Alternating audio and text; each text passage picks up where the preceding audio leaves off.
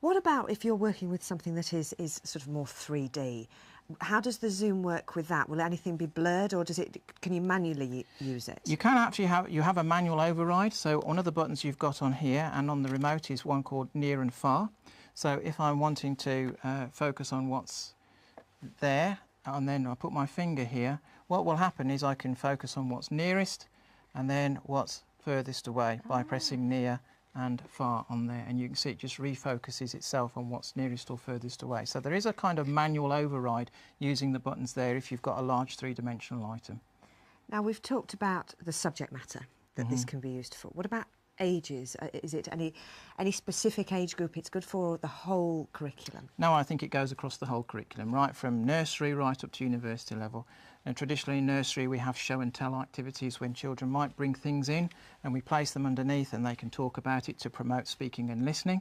Right through up to university level, where we've got lecturers who are placing complex diagrams or again students' work or artefacts underneath there that they want to talk about and share with the students that are attending the lecture. So it can go across all levels really. What about for children or students who have special needs? Are there any unique features on this that can help them in the education process? Yes, there are. If I placed some text underneath here, I'm going to open this book and place that underneath now. Traditionally, text would be, as we can see on here, black on white. Now, what I can do with this, if I press a button here that says negative on there, what I can actually do is reverse that, and now we have white on black. And that is really useful for children who might have a sight difficulty. It's much easier for them to read white on black than it is black on white. So I could just, by pressing that negative button there, I can do that. And of course, I can also zoom in on that text. So I can make the text as big as I want to on there as well, and then just scroll around if I wish to, so everybody can see that. I could also record myself doing sign language using this and then play that back by using this as a normal video camera.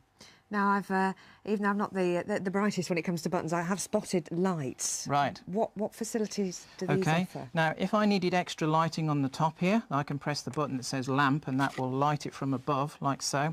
If I press that again, then the light will come from beneath. Now, a good example of where we might use that is if we're trying to show a negative such as this, and we're trying to focus on something like positives and negatives.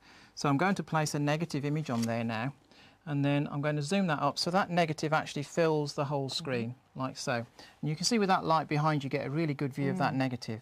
Now, if I press the negative button now, you can see that reverses and we get the positive back again. That's amazing. It is, isn't it? So there's the negative, and there is the positive, so I can use it in that way. And that is the picture as it would. Yeah, exactly how it would be. Yeah, as big as you want it, depending on how big you're projecting to. And if I combine that with the split screen as well, as you can see, it's taken a copy of what's on the left and is projecting it on the right. That's still a live image. Press the negative button now, and you can see that's the negative and that's the positive. So I can actually have the two. Great for comparing and contrasting. Yeah, exactly. Yeah, so I can have the two like that very easily, like that. Now then, if you were going to have one side of the screen with just, say, the image, could you actually be working on the other side of the split screen, actually physically doing something or showing something, or do they both have to be static? No, you can be doing a different thing on the other side. So if I zoom back out again on this now and take that light off for a minute, like so, and I'll use the example now of this torch. So maybe I want to explain to you about what goes on inside a torch.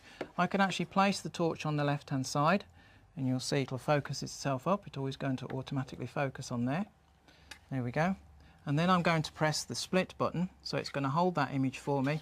And then on the right-hand side here... That is a remarkable... What I'm going to do here, you can watch me do something here. So you're actually watching this as a class on the screen as I'm taking this to pieces underneath here.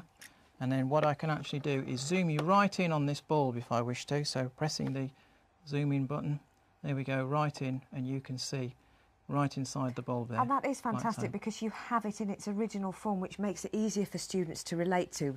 Exactly. When you've taken this apart or anything like that, really. They can see the bits that go together. That's right. To make up. Yeah.